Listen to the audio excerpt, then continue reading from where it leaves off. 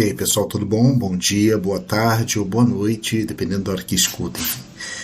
E já que os nossos amigos ditos autoproclamados bolsonaristas evitam os debates sobre desenvolvimento econômico, sobre políticas de integração, políticas de sustentabilidade, geração de empregos, transporte, saúde, educação, todas essas coisas que são necessárias para a governança e a governabilidade de um país, né?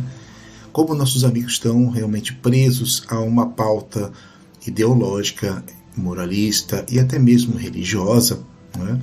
Da boa e velha moral e os bons costumes, então vamos falar um pouco sobre espelhamento. E por que eu estou trazendo essa questão do espelhamento? E a notícia que eu trago para vocês foi durante uma cerimônia de posse do novo diretor-geral da Itaipu Binacional, aquela usina elétrica que foi feita com uma parceria, né, no período da nossa ditadura, entre dois países, Brasil e Paraguai. Citando, né, em homenagem, ele homenageou o ex-ditador, né, já morto Alfredo Stroessner.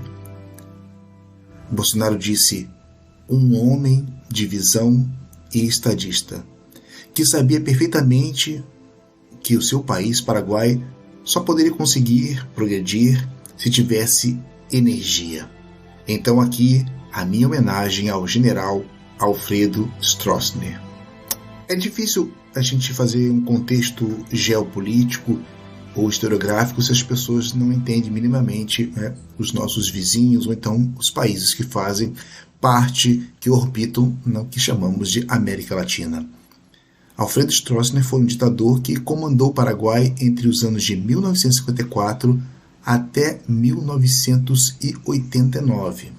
E também a gente não pode olvidar que o nosso ex-capitão reformado do Exército, Bolsonaro, também não poupou elogios a outros ditadores brasileiros, como Marechal Castelo Branco, Costa e Silva, Médici, Geisel e João Batista Figueiredo, né? Lembrando sempre que há sempre uma teoria muito interessante de algumas pessoas que se dizem bolsonaristas, que ditaduras seriam coisas apenas de viés da esquerda. Então, para eles, no imaginário deles, não há e nunca houve ditaduras pelo lado da direita. E por acaso eu acabei de citar só uma delas, que foi do Paraguai. Mas então quem foi Stroessner? Já na metade do século XX, ele foi parte ativa na Revolução de Pinandi, chamado em Guarani de Pés Descalços, que foi uma guerra civil que aconteceu em 1947 e que é considerada um massacre à classe trabalhadora paraguaia. Avançando um pouco mais, já em 1954, ele sobe ao poder através de um golpe de Estado, derrotando Frederico Chaves, que era também do seu próprio partido, o Colorado. E assim ele foi eleito presidente por uma eleição indireta, sem direito a uma oposição. Ao ser eleito, Alfredo Stroessner, general, suprimiu garantias constitucionais e começa um período de dura repressão contra opositores e controle dos partidos políticos não alinhados com seu governo. Internamente, ele reprimiu correntes opositoras dentro do próprio Partido Colorado, que governou o país ininterruptamente desde o ano de 1887 e só parou para uma pausa no ano de 2008, o ano em que foi eleito Fernando Lugo, que também sofreria um impedimento, ele foi deposto pelo parlamento. O atual presidente paraguaio também pertence ao Partido Colorado. Ao todo, Stroessner governou por 8 legislaturas, em processos marcados pela fraude.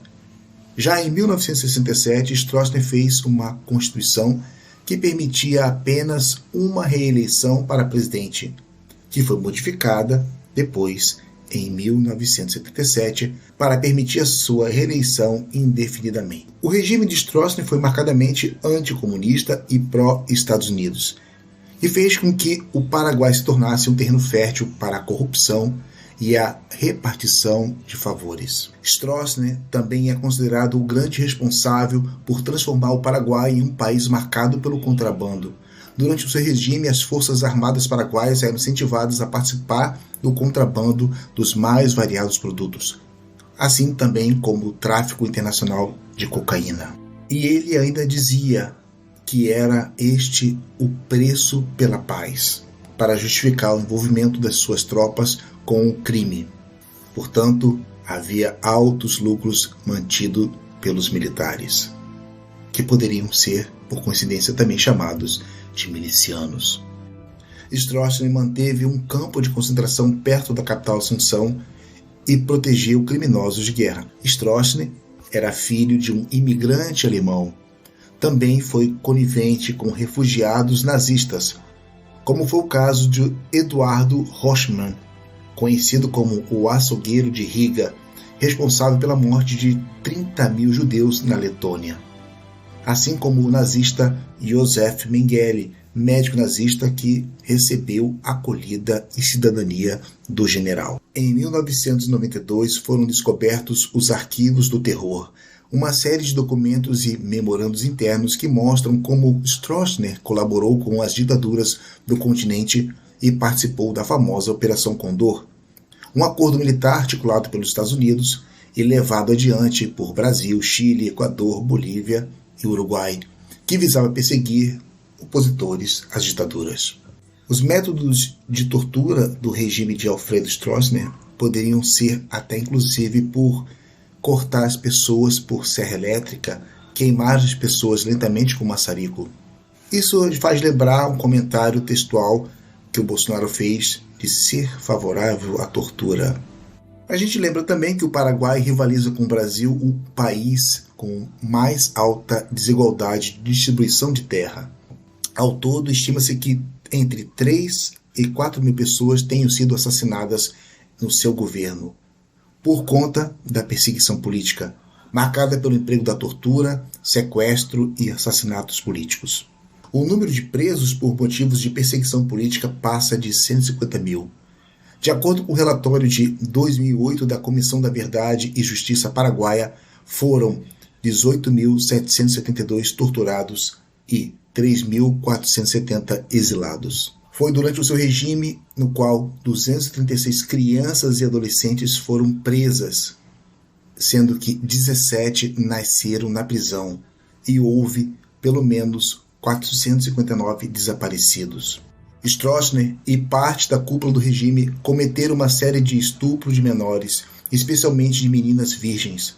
O ditador ordenava que os seus assessores buscassem garotas entre 10 e 15 anos de idade para o seu desfrute. Exigia também que o plantel das meninas fosse renovado regularmente. As investigações do Departamento de Memória, História e Reparação do Ministério da Justiça em Assunção, Stroessner estuprava em média 4 crianças por mês. Uma dessas histórias foi contada por Júlia Osório, que ela foi sequestrada da casa de seus pais por um coronel e mantida como escrava sexual de Stroessner durante 3 anos. Ela também foi abusada por oficiais, suboficiais e soldados e relatou sua história num livro chamado Uma Rosa e 1000 Soldados. Em síntese, o governo de Alfredo Stroessner durou 34 anos. Foi uma ditadura marcada por casos de corrupção, tortura, violações aos direitos humanos e pedofilia.